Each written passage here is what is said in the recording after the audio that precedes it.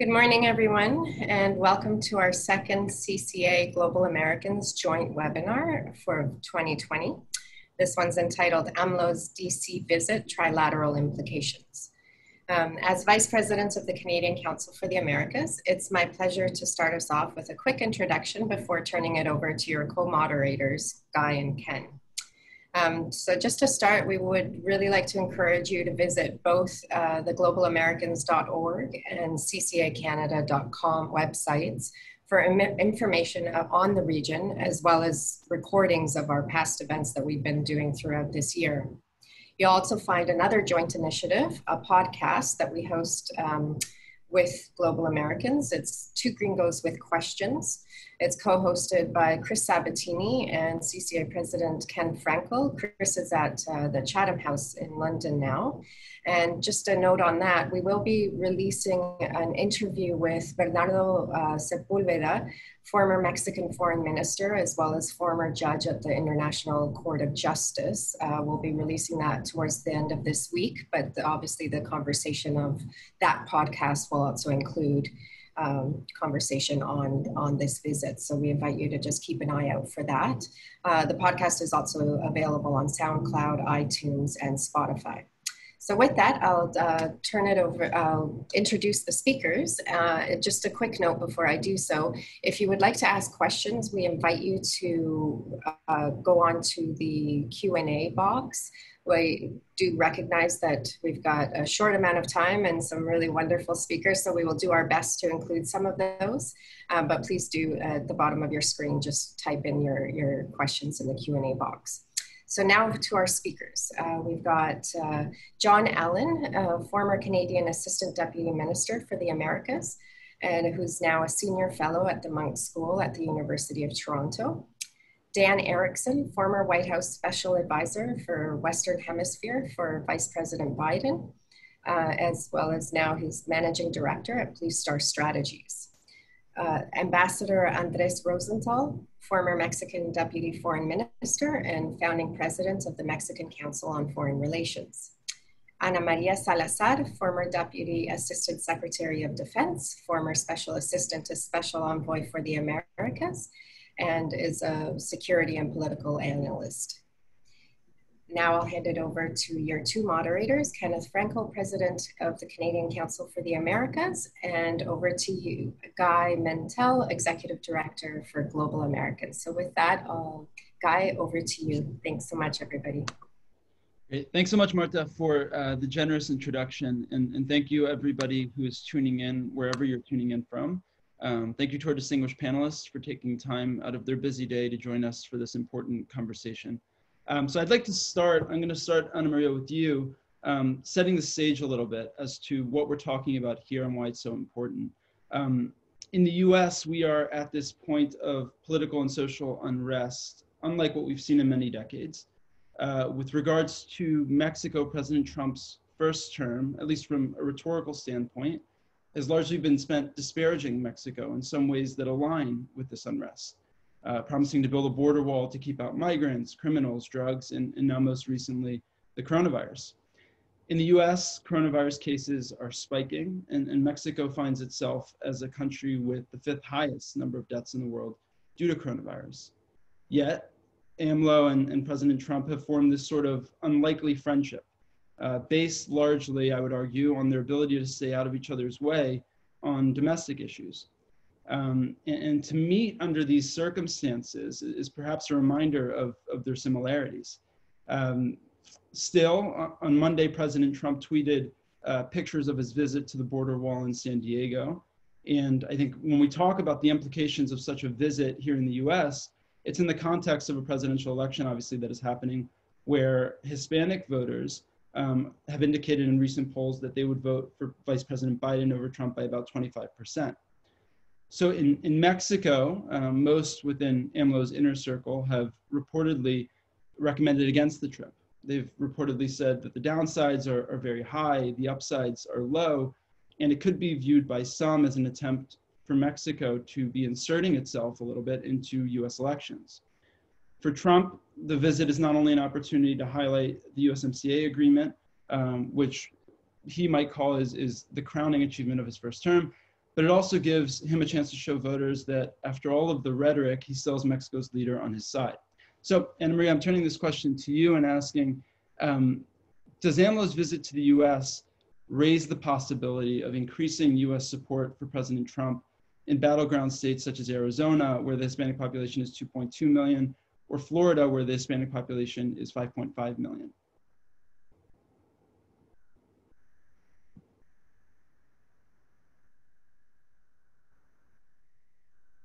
Ana Maria, I believe you're on mute still.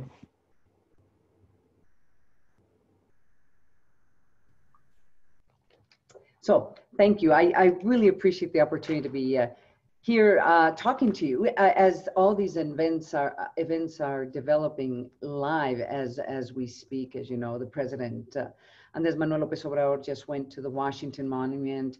He went to the Benito Juárez Monument in Washington, and there's a series of protests that are taking place right now. There's also a group of Mexicans that are there supporting the president. So there's a lot going on, and I mention all of this because there is a certain amount of confusion from Mexico, and I have to say from the United States, as to why this meeting is taking place and who benefits and how. When you ask me the question about how this, would this potentially increase Hispanic vote for Donald Trump, I can almost absolutely say in no way. And I say this in part for, I know somewhat Hispanic politics in the United States, particularly Mexican-American politics. But, I had the opportunity to interview Chuy Garcia, who's one of the congressmen that signed a letter to President Donald Trump, basically asking, it was a letter from the Hispanic caucus, basically asking Donald Trump to cancel the meeting, that this was a way of deviating the attention from the way he had been handling COVID, and the issues that should be discussed will not be discussed, which has to do with immigration reform. I think they also mentioned the DACA issues. And, from the Hispanic Latino vote, the fact that Trump is meeting with President Andrés Manuel López Obrador in no way would change the perception that they have of President Trump. Now, with that said, I think there are some issues that President Donald Trump would like to bring up that could potentially have an impact on other voters on his base. So if he can find a way to mention, I'm going to continue building the wall, and Mexico paid for the wall because Mexico was using the National Guard to stop Central American migrants from crossing into the United States. I think that could be one of the reasons to have this meeting, if somehow that could come in the discussion or in the press availability. And the other issues have to do with just the implementation of the USMCA, and perhaps Donald Trump telling the president, Andrés Manuel López Obrador, that there is concern from US businesses that are interested in investing in Mexico based on the USMCA, or already have investments in Mexico, that he could potentially, Mexico's changing the rules, and that this is affecting US interests. So I think that could be another issue that could potentially come up. That would be, that could potentially be useful for President Donald Trump, but not in order to affect the Latino voters, but other voters or independent voters who have interest in investments and immigration issues and stopping immigration. So I think we need to view this meeting that is taking to place today, not really a meeting in which they're going to, celebrate the signing of the USMCA and the initiation of a closer relationship between both countries based on this agreement, based on the USMCA. I think there's a series of bilateral issues that perhaps may not be brought up publicly, but may be brought up directly with President Andrés Manuel López Obrador and Donald Trump that has to do with concerns in terms of U.S. interest and U.S. investments on the one hand. And I would not be surprised if some security issues also be brought up. And third, I think they're probably, if they don't speak about it publicly, they're going to talk about the immigration issue and the wall. And how Mexico can continue supporting the United States, supporting Donald Trump's migration strategy, and to continue to detain and stop what is, I believe, and we can talk about this later on, is going to be an enormous increase of flow of Central Americans trying once again to reach the United States. I mean, the world is in a crisis right now because of the pandemic. But believe me, when you think about what's going on in Central America, it is catastrophic. And we have to think, and I think there's some indications that there's going to be a dramatic, once again, a dramatic increase of Central American migration coming through Mexico, trying to reach the United States. So politically, I don't think it affects in one way or the other or changes the way Hispanics and particularly Mexican Americans view Donald Trump. But I do think Donald Trump is trying to reach out to other voters, his base, using this meeting to send a message. And I guess the debate is, what is the message he's trying to send? Thank you, Ana Maria. I'm going to turn it to Dan. Dan, AMLO has argued that this is not a political meeting, it's a working one. The official rationale, of course, being the USMCA agreement. But if he wanted to celebrate this new trade agreement coming into force, even if he decided not to meet with Vice President Biden, why not meet with key Democratic leaders on Capitol Hill who were also instrumental in getting this signed? Do you think that it was his view, perhaps, that such a meeting might upset President Trump, and is that why that was not in the cards? Well, thank you, Guy, for the question. Thank you to Ken Frankel and my other panelists. It's great to see everyone and be with everyone and discuss what really is a very important visit. This is the first visit by President López Obrador to the United States since he took office in December 2018. This really comes as a bit of a capstone visit of almost 4 years of tensions, at some points acrimony, at other points cooperation. Between the US and Mexico, under actually two presidents in Mexico, beginning with Peña Nieto and now with López Obrador. And of course, it comes in the middle of the US presidential election, where all eyes are increasingly on November and whether President Trump will win a second term or whether Vice President Biden will ultimately win out and become our next president. And so there's really a lot at play here. Also, just to underscore one thing that Ana Maria mentioned, but I think we need to restate, we're in the middle of a global pandemic. We have caseloads of coronavirus exploding in the United States at the most rapid rate that we've seen since this pandemic began. Equally high rates in Mexico, an economic slump in both countries, but a particularly profound one in Mexico. And so this is an important visit. I think it's a politically loaded visit, and it's a visit that comes at a very challenging and somewhat strange time. And I think that if we're to kind of evaluate this rationally, there's a lot of reasons perhaps why the visit shouldn't take place. But those of us who have been close observers of President Trump and of President López Obrador and of the US-Mexico relationship know better than to be truly surprised by any twist or turn that this relationship may take. And so I think we're all watching this with a great deal of interest and attention.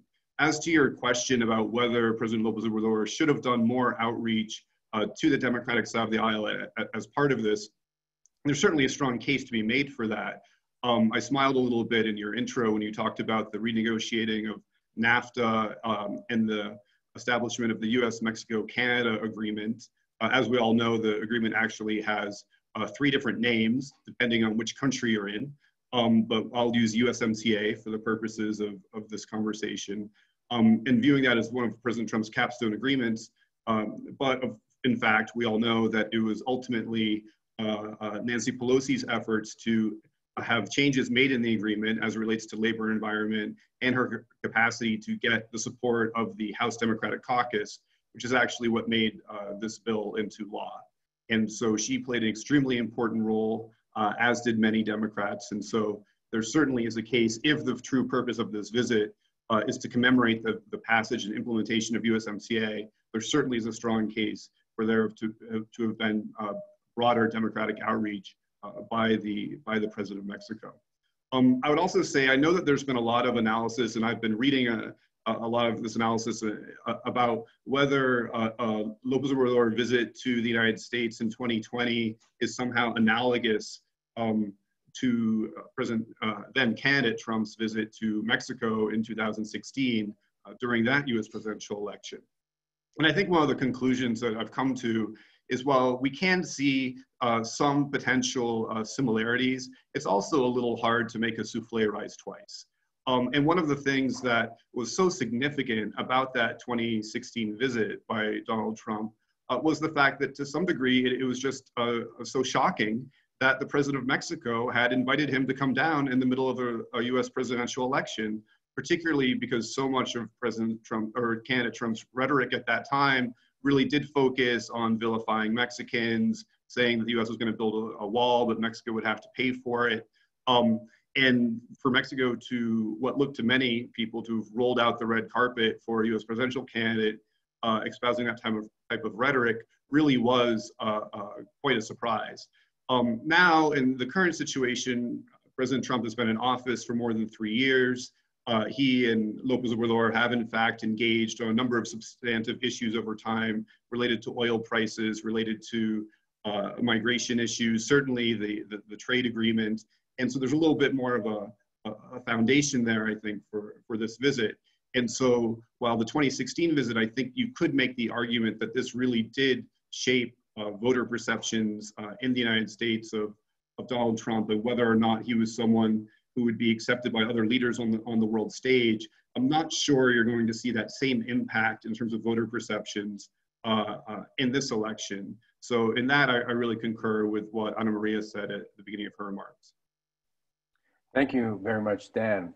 So Andrés, the invitation goes into López Obrador.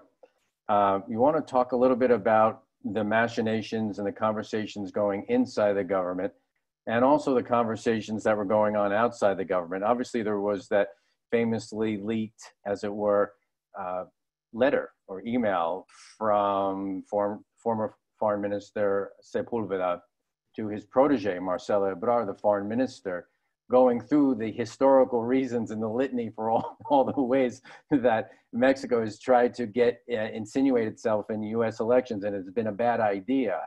Do you want to talk about both of those aspects, if you have some thoughts about that? Sure, Ken. First of all, thank you to both CCA and Global Americans for the invitation. To begin with, I think there is some question as to who invited whom to this meeting. We have heard here in Mexico that it was a Mexican initiative, not a US initiative, and that it was pushed by the Mexican side in order to give López Obrador a possibility of showing presidential stature, showing his base that the relationship with the US is very important, and trying to avoid the political implications of the visit. At the same time, one has to look at the two different sides of the way this visit is perceived. It's okay for President López Obrador and Foreign Minister Ebrard and so on to say that this is not a political visit, that it's just a celebration of USMCA, which, by the way, I have my doubts about, because the third leg of the stool isn't there. Decided not even to join virtually, which he could have done from Ottawa. But the fact is that in the US, the perception is quite different. The perception is that there is at least a subtle, if not more of an open attempt by López Obrador to bow to the US, to give Trump a boost in terms of his re-election campaign. There's no doubt in my mind, and I think in many Mexican minds, that Trump will use this visit, not so much today, but going forward between now and November, to put on the table for his campaign all of the things which he has been putting on the table since he went down the escalator in Trump Tower in June 2015. Migration, the wall, DACA, the Central American, all the issues that Ana Maria and Dan have mentioned. So my worry about this visit, and I think the risk is much higher than the possible gain for López Obrador, is that going forward, Trump is going to use it to his benefit. Whether it actually does benefit him or not is a different story. I think Ana Maria has clearly said that it probably won't very much, at least not with the Hispanic community or the Mexican American community, but it will certainly figure in the campaign. And I think that that's something that we already saw back in the past presidential campaign is of no benefit to Mexico. The image that it projects of a Mexico, a poor Mexico, a Mexico of drugs, a Mexico of violent crime, a Mexico of an economy that is going to perform extremely poorly this year, and so on, is something that I would have preferred that it be kept out of, as much as possible, out of the presidential campaign. Thank you, Andrés. John, the invitation goes to Prime Minister Trudeau, an invitation he probably wanted like a hole in the head, but nonetheless it landed on his desk. You want to talk a little bit about what the thinking was inside the PMO, the Prime Minister's office, Foreign Affairs, and what the general reaction in Canada was to the invitation?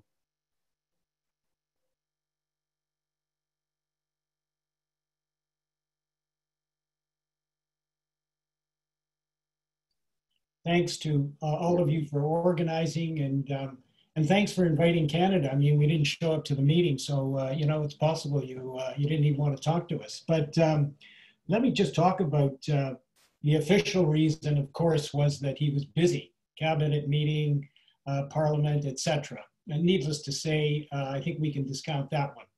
Second reason, which was leaked last week, and we haven't heard much about, was the threat for renewed tariffs on aluminum and steel.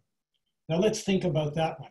First of all, I don't even call it USMCA or anything else. NAFTA 2.0 was supposed to eliminate tariffs. So despite that, we've got a president who's threatening to reimpose them. And let's also recall that this has a lot of baggage connected to it. At the G7 summit that was hosted by Canada, there was a lot of pressure on Trump to sign the declaration. He finally did. And when Trudeau, in a press conference subsequently, defended Canada and said that the tariffs were unnecessary, Trump withdrew from the declaration. And then Peter Navarro actually said that there was a special place in hell for Justin Trudeau. He subsequently apologized, and Larry Kudlow, who was a little more diplomatic, simply said that Trudeau was a backstabber. So there's a little bit of history to tariffs and the relationship, of course, between Trudeau and Trump. And then, of course, a couple of weeks ago, we get the Bolton book, in which Bolton basically admits that Trump doesn't particularly like Trudeau. Third, why should Trudeau give Trump an opportunity, frankly, to divert America's attention from his disastrous mismanagement of COVID? Trudeau gets virtually nothing out of the visit. 80% of Canadians oppose Trump and his policies. The 20% of Canadians that support Trump are all big C conservatives, and they're never going to vote for Justin Trudeau anyways. Then we've got the COVID issue. We have a prime minister who actually was in isolation because his wife contracted the disease. He follows the science. He wears a mask. He social distances. We would have a rose between two thorns. Would he be the only guy wearing a mask in the meeting? I mean, the whole thing could appear ridiculous, and then you'd have all these questions. Finally, there's the polls in the US. Interestingly, Joe Biden made his last visit as VP to Canada after Trump was elected, but before the inauguration. Biden and Justin Trudeau see the world through a very similar lens. Trudeau looks at the polls. Now, of course, there's a long way to go and we don't know what's going to happen. But frankly, I don't think he wants to give Trump a boost at this point. And finally, I would add, there's really not much to celebrate with NAFTA 2.0. This was an agreement that we, Mexico and Canada, were forced into. It didn't do the modernization that we had all hoped it should do and that most analysts wanted it to do. And we escaped with minimal damage. But frankly, to come and celebrate that and give Trump a boost doesn't work. So I think he made the right decision, certainly for domestic reasons, and Canadians support him. And even the Conservative Party, his opposition, has not criticized him. So I think everybody's reading the tea leaves from the same point of view. Thank you, Andrés, John. I'd like to turn back to you with something that John just mentioned, which was Trudeau effectively looks at the state of play and says, I have nothing to gain from this. AMLO is certainly going to feel pressure at home for coming to DC. He had in 2018 this massive mandate. What impact do you think this visit might have on his standing at home, on the standing of his party at home? And I guess a follow-up question to that would be, he's often repeated the phrase that the best foreign policy is domestic policy. Why go against that now? Why kind of tempt the fates, so to speak? Well, thanks, Guy. Trying to interpret why AMLO does what he does is one of the biggest games in town in Mexico City. It's an extremely difficult thing to do. I suspect that he had a couple of objectives in mind. One of the objectives was probably to, as I said before, to show his base, which still actually is fairly large. We're talking about a popularity above 50% still today, that he is, one, presidential, two, that he is looking out for the interests of the millions and millions of Mexicans that have some sort of a relationship with the United States, whether it's a migration relationship or a tourism relationship or a business relationship or an academic one. And I think that that has probably given him a certain degree of stature which he needs right now, because to be honest, his economic performance, or the government's economic performance, and performance in tackling the pandemic has been dismal. And the numbers are there to prove it. I think it still hasn't affected the average Mexican on the street, as much as it will by the end of this quarter and by the end of this year. But it's clear that by and large, people see the government having failed them, both on the economy and on the pandemic. And this is some way for him to, one, distract from that, and two, to show that he does have a certain foreign policy strategy, albeit just to go and visit Washington for a day. I should point out that one of the things that hasn't been mentioned much is that originally his visit was to last for 2 days. He was going to be there all of today and all of tomorrow. And tomorrow was the USMCA or CUSMA or TMEC day. It was the day in which Trump, López Obrador, and they hoped Trudeau would celebrate the coming into force of TMEC. Well, that didn't happen because Trudeau didn't come. And so López Obrador is coming back to Mexico very early tomorrow morning, and the visit has been reduced to a very, I would say, limited agenda, putting some floral offerings at the monuments, then a meeting of half an hour with President Trump alone, and then another perhaps half hour with the rest of the delegation. And then he is going to rest, I guess, until dinner tonight with some of his crony business people. Interesting to note that he did not invite to that dinner the spokespersons of the recognized private sector organizations. He did only invite the people that he originally invited when he took office as an advisory group of the private sector, which is a crony group of people who have generally been supporting him, not only during his presidency, but during the 15 years that he campaigned to be president. So there's an element there that has shown, I think, as far as the way we perceive it here in Mexico, that the celebration of the treaty is really not the important part of this visit for him. And maybe for Trump, we'll see what the joint communique says and what the media scrum says later. But the fact is that it's a high-risk visit because, again, of the perceptions in the US. I'm worried about Democrats in the US, both in Congress as well as Democratic governors, mayors, who will see this undoubtedly as a Trump-supporting visit. And as a result, I don't know whether that will harm López Obrador going forward if Biden is elected president or if Congress becomes majority Democratic in both houses. But the fact is that people will see it that way. I've already, Ana María has already mentioned the Hispanic Caucus letter. There have been a good number of Democrats who have already said on the record that they find that this is a very strange time for this visit to take place.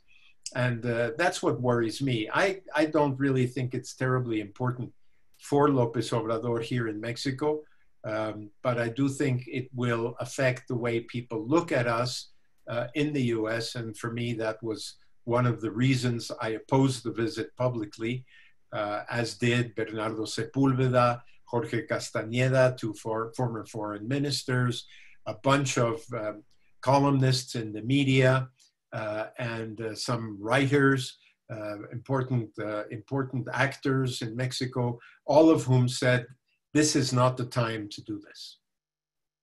Thank you, Andrés. Well, you mentioned the point that everybody seems to think that this is an AMLO endorsement. You know, if it looks like a duck, walks like a duck, and squawks like a duck, it's probably a duck. So let's take that at face value. AMLO endorsing Trump or wanting Trump to win. The question raises is, so what are the implications in the U.S. and actually even in Canada as well? But let's start with the U.S. Let's say Biden wins the presidency. Let's say the Democrats control at least one of the houses, say the House of Representatives, perhaps the Senate. What might be the repercussions of this AMLO endorsement of Trump? Ana María, do you want to take a shot at that? Yeah, I want to take a shot at it and also follow up on what Andrés said, because, we've talked about the reactions of the Hispanic caucus, but I suggest you follow. There is now a pretty long thread by Congressman Eliot Engel, who's the chairman of the House Foreign Affairs. It was just published in Twitter right now. And he does an extraordinary, very well placed arguments as to why this meeting should have not taken place and why Andrés Manuel López Obrador probably should not be in Washington. He starts out with just saying he explains what has happened the last 3 years, and he says it's time to review just how damaging the Trump approach to Mexico has been to people on both sides of the border. So you have U.S. Congressmen and women, and you have also the Hispanic caucus, basically arguing why this meeting should take place. And he really lays out what should have been President Andrés Manuel López Obrador's talking points, or at least part of the agenda during the public agenda during this meeting. It has to do with immigration issues and basically the arms issue, arms trafficking issue. So, I mean, I think it goes beyond the Hispanic caucus. I mean, I think in general, there is concern that the issues that need to be addressed, important issues that need to be addressed by both countries, issues that affect both countries, are not going to be addressed and potentially going to be more difficult to address later on. For example, the arms and the violence that is clearly going to be increasing in Mexico in the next couple of months as we put the post-COVID crisis. So I don't know if former Vice President Joe Biden holds a grudge. And my sense is, once, and as we hope he becomes president, I think there's going to be an intent to try to look at the bilateral relationship in a more holistic way in terms of talking about issues that affect both countries, but maybe even raising publicly some issues that have not been brought up by Donald Trump, issues that have to do with the attack, the traditional soft, human rights issues, freedom of expression, protection of the press, issues that clearly are affecting, protecting NGOs, human rights activists. I mean, that the United States has traditionally brought up, particularly Democratic presidents. I mean, I have to remind you, I worked with Mac McLarty when he was Special Envoy for the Americas. So, I mean, it's just a very different world in terms of, addressing some of these very difficult issues, but addressing it in a way that assured that both countries could be conversing, for the next 2 decades. So I think that I maybe right now the Mexican government, Andrés Manuel López Obrador, shouldn't be so worried about Joe Biden's reaction to this, and then I'm sure you can jump into this. I think they need to worry about Nancy Pelosi. I think they need to worry about the Democrats in Congress, and they need to be worrying about potential legislation that has to be debated that could potentially affect Mexico, and in particular Mexican migrants and of course the perception in general that there will be of President Andrés Manuel towards the future. And I don't think when I was in office and there was kind of these attacks on the Mexican government for different reasons or different questions. I mean, there was a group of congressmen and congresswomen and senators in particular that would go out and speak in favor of Mexico because they understood the importance, the long-term importance of having a close relationship for national security reasons. I don't think that's going to be there for a while. And especially if you read Congressman Engel's thread, you suddenly realize, Congress is very aware and is that this meeting should have not taken place, and that Donald Trump is going to use this in a way that he thinks it's going to favor him politically with his base. Dan, I'd like to turn that to you. I think this opens up a really interesting conversation as to the future of the bilateral relationship, not only vis-a-vis executives, but also from Congress to Mexico.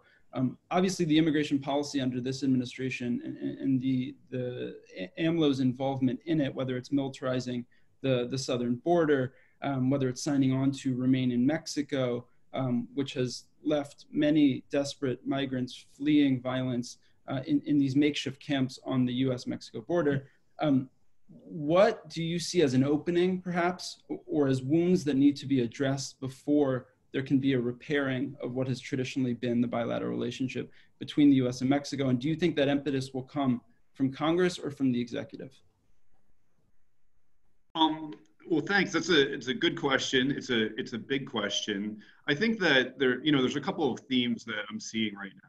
One is the real desire to broaden and rebalance the U.S.-Mexico relationship, and it's become very narrow-cast over a couple of issues. One of which obviously being the trade issue and NAFTA 2.0 or the new USMCA, and then the second on migration. Which in particular has really, I think, had devastating effects south of the border, where you have a number of people who may have credible asylum claims. We actually won't know because there hasn't been a process in place to move those claims forward. And so you're seeing refugee camps emerge in places like Mexico and elsewhere, which I think is extremely concerning. And it also demonstrates the degree to which we really have lost the kind of wider view of the U.S.-Mexico relationship. When Vice President Biden was in office, he actually was the chair of what we called at the time the high-level economic dialogue with Mexico that looked across a whole range of themes between the U.S. and Mexico, including border security, transportation, energy, economy, and so forth. And you don't see some of those themes coming out. And I also think that the whole human rights question has been moved off the agenda over the past couple of years, and that's a question that is something that's of great importance to many, if not all Democrats, certainly those in Congress. And I think you're going to see the reemergence of human rights and citizen security as a very important theme. Certainly, I think the House looks likely to remain under Democratic control, and if there's a change in the Senate or in the presidency as well. And then, just lastly, kind of listening to this conversation and reading about this visit, listening to other seminars on it, it's really striking how much I think this visit between President Trump and President López Obrador has inverted the paradigm.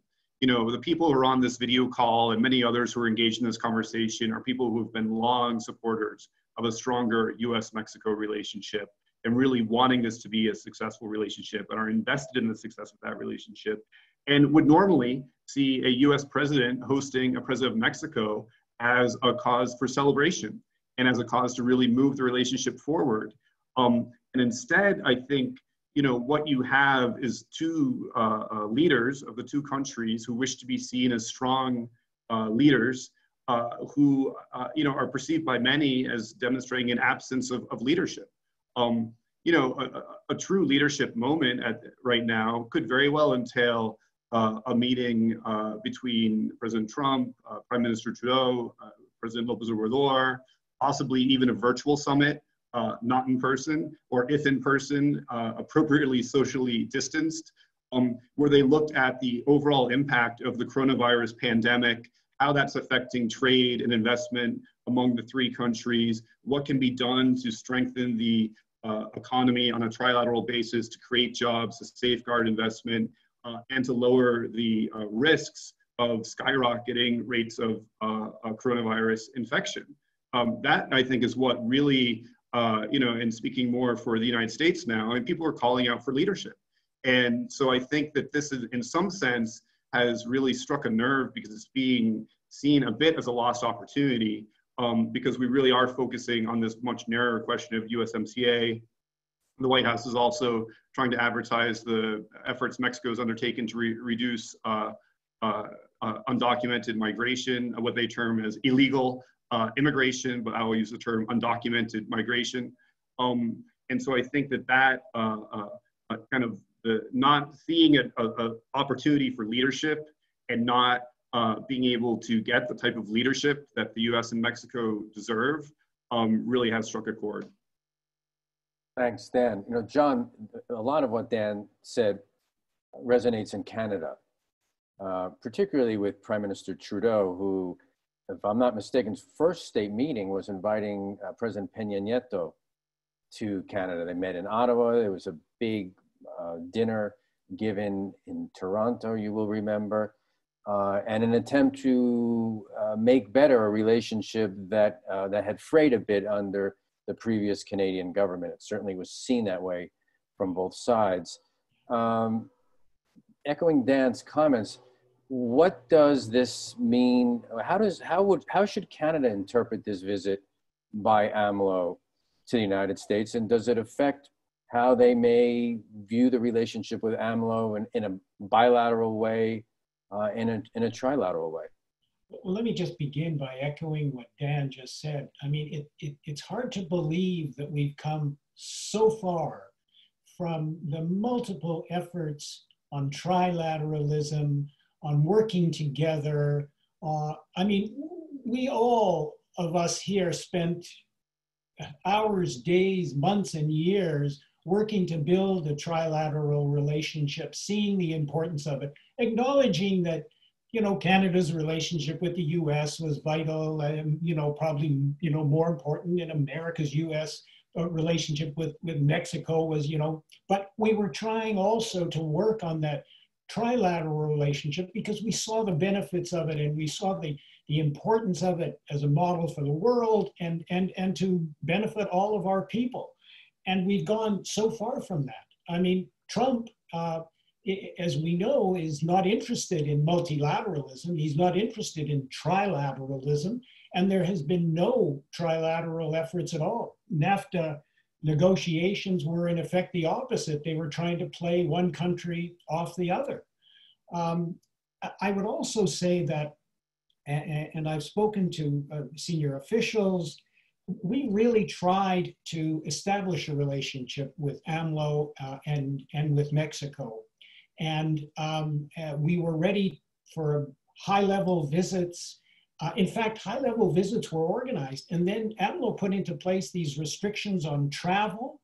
And obviously, he himself hasn't been traveling. And we've kind of been blocked. We're still ready to embrace a relationship and kind of ignore the trilateral or ignore our respective problems with the United States and work with each other. But to be honest, it really hasn't happened.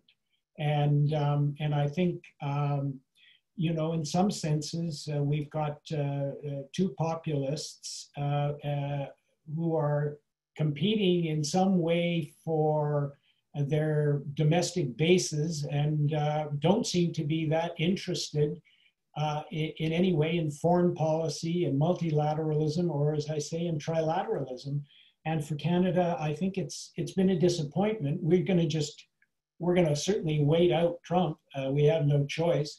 And hopefully, if Biden is elected, then all three of us can once again get together and do exactly what Dan said, tackle some of those crucial problems. We're going to have to open our borders. We've got closed borders right now, and 80% of Canadians are saying keep those borders closed because we don't want what's going on in the southern US to come up to Canada. So we've got to get past that, and we've got to be working together. We've got a continent to share. And I just hope we will see a new day in the not too distant future. Thanks. If I could jump in on that, Ken and Guy. Please. I think looking at the Canadian-Mexican relationship for a moment, after all, Canadian Council of the Americas needs to look at that as well. I think one of the problems that we face is, and it'll be faced also with the US relationship, is the current Mexican government's attitude towards investment, private sector investment, whether foreign or domestic. It's no secret that Canada's investment in Mexico and the trade investment, as well as the fixed investment, boomed after NAFTA. And Canada's presence in Mexico became a very important part of Mexico's economy. And to a lesser extent, much lesser extent, Mexico also decided to invest in Canada. If AMLO continues his diatribes and his attacks on foreign investment and domestic investment by the private sector, Mexico will become much less attractive for Canada. It'll become much less attractive as a place for Canadians to invest. we may still be attractive for Canadians to come to the beach, maybe, who knows. After the pandemic, things might change. But in any case, as a destination of foreign investment, Mexico will have lost, at least temporarily, its attractiveness. And the same holds true for the US. Somehow people think that during the visit today, AMLO and Trump are going to be able to detonate a renewed interest in US investment in Mexico. Not only because of USMCA, but in general. I'm very skeptical. I'm extremely skeptical because here the government, not only AMLO, but his cabinet and others, especially in the energy sector and in the automotive sector, have done their utmost to make Mexico unattractive for foreign investment, mainly because they have gone back on a series of commitments, contracts, and regulations that were put in place for attracting investment during the previous administration. So I think this is something we need to work on, because we will need to make Mexico once again attractive to Canada. Thank you, Andrés. I want to turn to Ana Maria and get your sense of what the best case scenario would be with this meeting. What issues would be tackled, and how would the U.S.-Mexico relationship move forward in a best case scenario, given kind of the discussions that we've had thus far have largely been this is coming at a time of unprecedented, perhaps unease in the U.S.-Mexico relationship. What would be the best case scenario going forward of this meeting between President Trump and AMLO? Well, the best case scenario, I think, for Mexico right now would be that this meeting goes unnoticed by the media in the United States in general. And this is possibly what's going to happen. I mean, based on everything else that's going on in the U.S. right now, including, you know, the publishing of the book authored by Donald Trump's niece, and of course his statements made today that schools must reopen, otherwise he may be cutting federal funding. I mean, he's making it a point to make this meeting today quite forgettable, at least in the United States. In the case of Mexico, I think if the Mexican government is smart, and Marcelo Ebrard is he's a smart, savvy politician, and I think he also understands that his future political ambitions somewhat depend on this going well. I think if Mexico took on the opportunity to do a good job in really reaching out to Canadians, Canadian investment, to trying to continue the conversation with Prime Minister Justin Trudeau, and try to start talking about these big issues that would create a strong North American community, I think this could be the moment to do it. And if, in addition, the Andrés Manuel López Obrador and his team somewhat knock on the door and start having conversations, especially with Nancy Pelosi and the Democrats, I think would also, you know, in Congress, and those who have expressed concerns about this meeting, I think that would also be very useful. And it literally could be a Zoom call, and it could be a phone call once they return, and to basically just talk about what was discussed during this this meeting. And then I think the third, and this is I'm going to say this in a way, and it's going to sound strange, but perhaps this may not be good for Andrés Manuel López Obrador's vision of what this Mexico, what kind of Mexico he wants. But perhaps while he is in Washington and he's meeting with all these CEOs during the dinner, and I imagine during the side meetings with Kushner and Romo, which is the kind of the economic advisor, special advisor for President Andrés Manuel López Obrador. I mean, in these sidebar meetings, I am sure that they're going to bring up this concern on how President Andrés Manuel López Obrador is changing the rules. And like Andrés very well mentioned, underlined, you know, there is this expectation And there, well, I should say there's this concern about investing in Mexico because they just do not trust Andrés Manuel López Obrador and how whether he's going to respect contracts or just basically respect the basics rules even for the USMCA. So I think in an interesting way, what is going to happen today, he's going to get an earful from these companies, American companies, that are concerned about what's happening in Mexico and whether they should continue investing in Mexico. The U.S. ambassador here in Mexico, Chris Landau, mentioned it. He basically kind of asked the question, is this a good time to invest in Mexico? So I think that is also going to be, discussed, perhaps privately, but that will also be very good in terms of thinking towards the creation of this North American region, which does require that President Andrés Manuel López Obrador, despite his vision of what Mexico should look like, he does need to understand that he cannot change the rules of the game the way he has up until now in some sectors, particularly the energy sector, energy investment, and he does have to respect what is in the USMCA, and that will also benefit Canada and Canadian investments, and I think it will help create and strengthen the North American concept. Thank you very much, Ana Maria. We want to get to some of the questions from the audience, and there are a number of them, and I will always skip to the front of the, allow to skip to the front of the line, Abraham Lowenthal, who sends in a question, and many of you have known Abe for many, many years, perhaps the dean of Latin Americanists in the United States. And Abe, being the sometimes contrarian that he is, asks a question, basically says that VP Biden and Prime Minister Trudeau should use this week, or should have used this week, to offer future vision and policy proposals, show their leadership and substance, and he also says, and these panelists should be writing those statements for them. So the question goes to pretty much anybody on the panel. I'll start with Dan.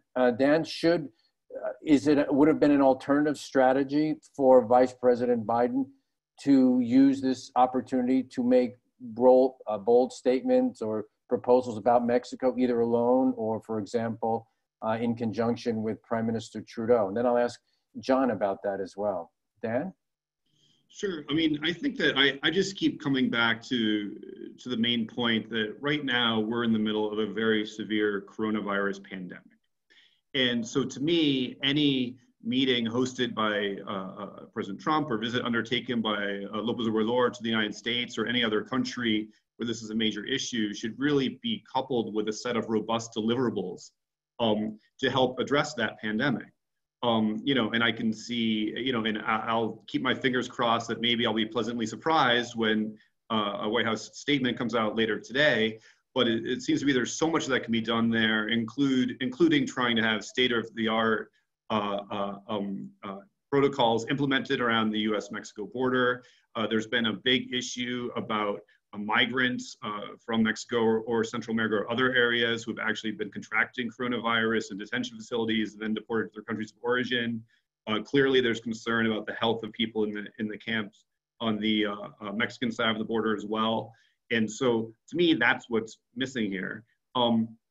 And I think when you look at both Prime Minister Trudeau and Vice President Biden, and I can't say or presume whether the two of them do something or not. I actually think probably not, because of I'm not sure how much that makes sense in election contests. But certainly individually, they've been doing a lot as it relates to addressing the coronavirus pandemic, and put out a lot of ideas and proposals and suggestions, which I think has been a contribution, of both.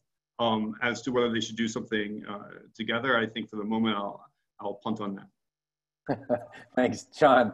It's not a complete punt. Not a complete punt to you, because you can address it in the unilateral alternative narrative that Trudeau might have created on this, with or without Vice President Biden. Do you think Prime Minister Trudeau could have used this opportunity to establish a bold vision?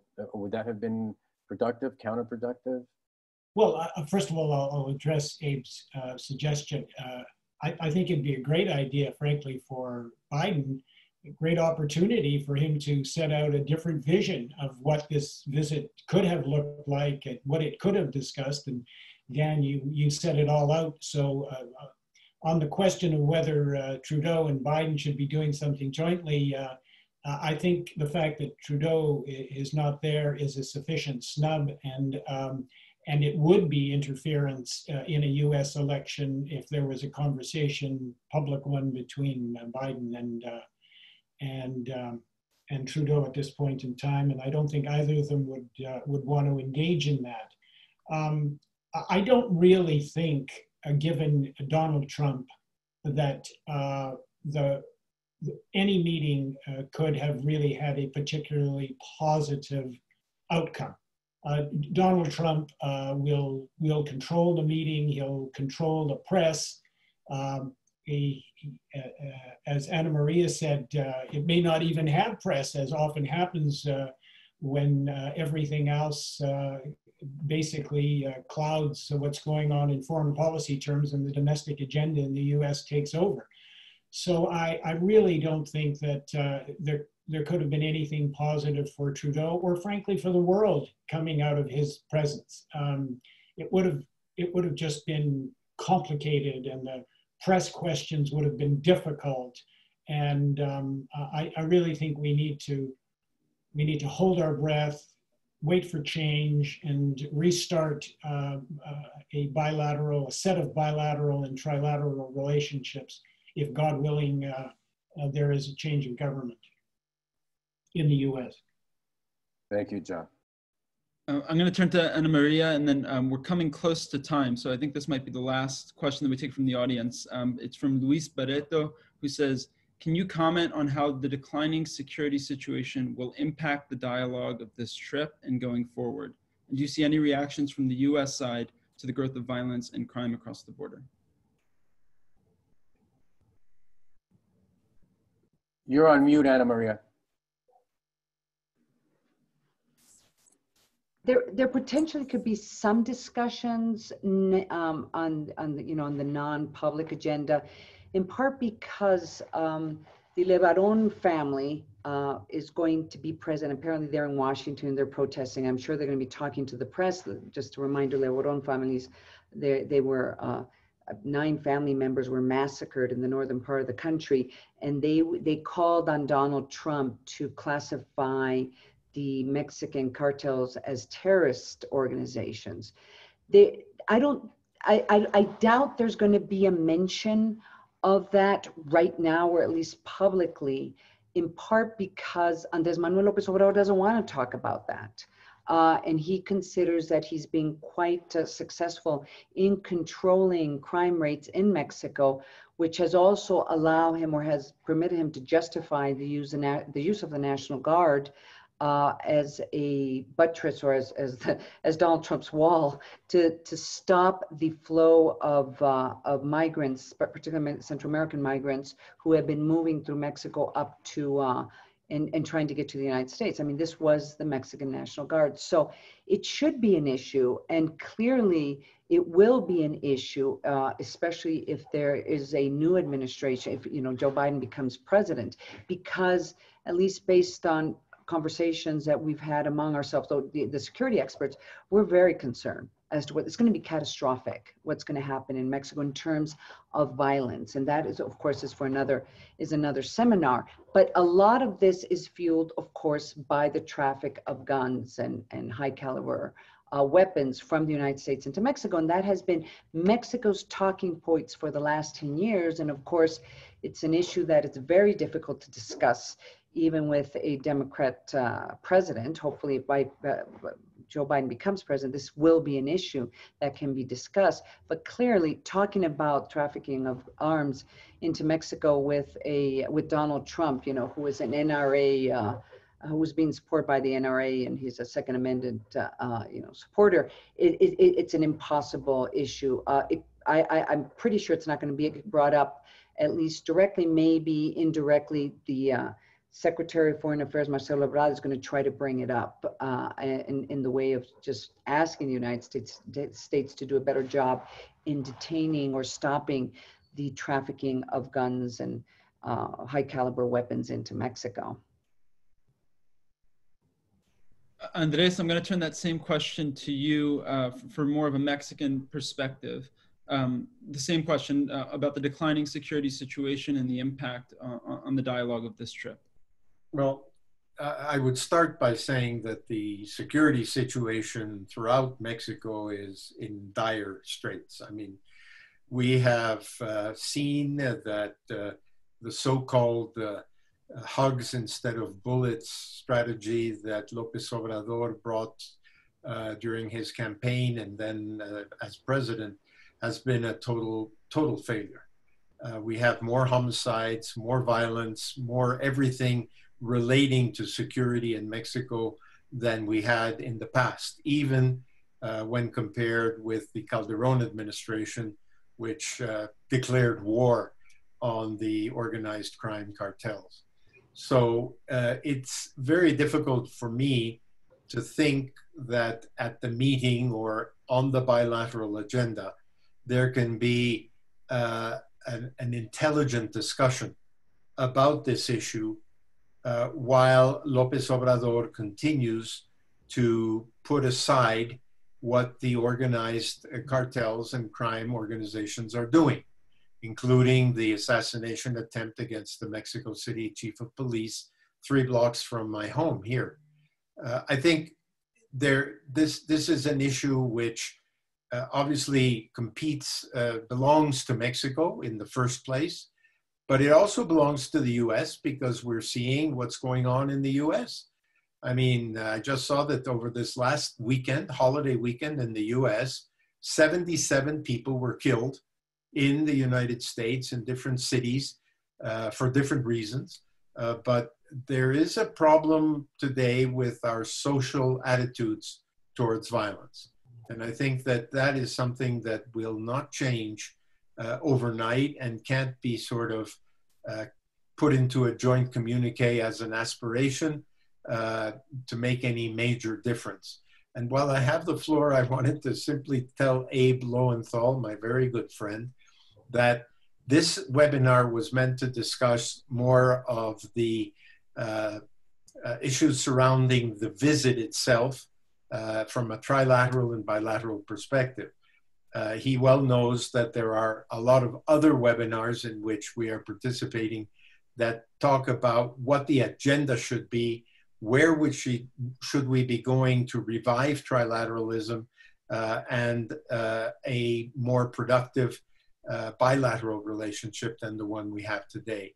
I mean, never in the history, recent history at least, of the United States have we seen a president that has been so insulting and so vulgar and so in an attack mode against Mexicans and Mexico for that matter. Not against the Mexican president. He's been careful to keep that out of the equation, but against Mexicans and Mexico. And I think one of the reasons that there is a great deal of criticism going on today and before today about this visit is that we don't see why a Mexican president should go and bow to the US president that has been the most insulting towards us over the years. Thank you very much, Andrés. Dan, did you want to say something on this issue? Sure. I mean, I know we're wrapping up. I mean, just briefly, you know, there's nothing wrong with a U.S. president and a Mexican president discussing trade, discussing orderly migration, or any number of themes. But it's just so important that these types of meetings move the ball forward in a substantive way to help address the real needs of people in their two countries. And then I would add, there's a broader agenda related to energy, the environment, climate change, human rights, citizen security, other topics that my fellow panelists have addressed that don't appear to be at this point included in the rubric of this meeting. And so I think looking forward, that's really one of the tasks that's on all of us, of the broader stakeholders in the US-Mexico relationship, is how can we move forward a broader agenda that really meets people where they live and can improve the lives of people in both countries. And I don't think that having Trump bring these topics up with López Obrador would be a good idea. Right. Because he will provoke López Obrador to take out the Mexican flag, wave it, and talk about sovereignty and about the issues that belong to Mexicans exclusively. He does this every morning in his press conferences, and I don't think that Trump should provoke him in that way. The irony from the Canadian perspective, Andreas, is that Trump doesn't attack the Canadian people. He simply attacks his fellow leader and the foreign minister. We'll recall his remarks, public remarks, that he didn't like our foreign minister, who was also our trade negotiator at the time. So the Canadian people get a pass from Donald, but he chooses instead to go after his counterparts. It's a strange world, needless to say, that we're living in, and we'll get through it, presumably. López Obrador doesn't attack foreign leaders by name, not only Trump, but none of them. But I should point out that the Canadian ambassador designate in Mexico has been here now for almost, I think, a year or almost over a year, and has not been able to present credentials to the president. One of the finest ambassadors in the Canadian diplomatic corps, Graham Clark. I couldn't agree. It's somebody that's wanted to be that ambassador in Mexico and wanted to represent Canada in your great country for a long time. So try and figure that one out. So I think we've gone about 10 minutes over the allotted time that we asked people to reserve for this event. So I'd like to not abuse the time of our panelists today any longer, and to thank everybody who joined us today for this really important conversation and engaging conversation, panelists and audience alike. This will be one of many webinars that we'll roll out with the Canadian Council, and that we've already rolled out with the Canadian Council for the Americas.